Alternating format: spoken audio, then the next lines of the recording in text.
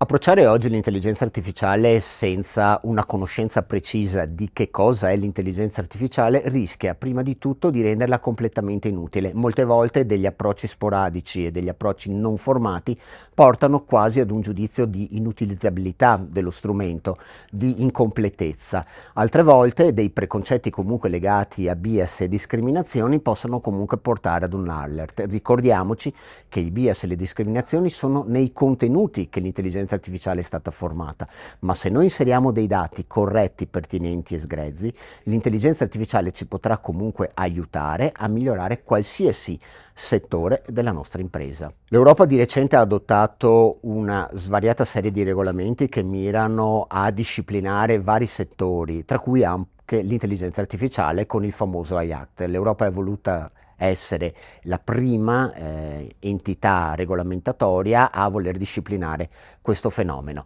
La fretta però non è sempre buona consigliera e un regolamento molto articolato, difficile, molto tecnico può portare le imprese ad essere comunque diffidenti, ad avere comunque paura ad approcciarsi, soprattutto nel momento in cui non sa se quello che sta facendo è compliance o meno. Da questo punto di vista i tecnici, ma soprattutto gli esperti di privacy e di informatica, possono comunque aiutare l'imprenditore, affiancarlo ed aiutarlo a fargli capire quali sono i primi passi che deve comunque attuare per poter implementare un sistema AI.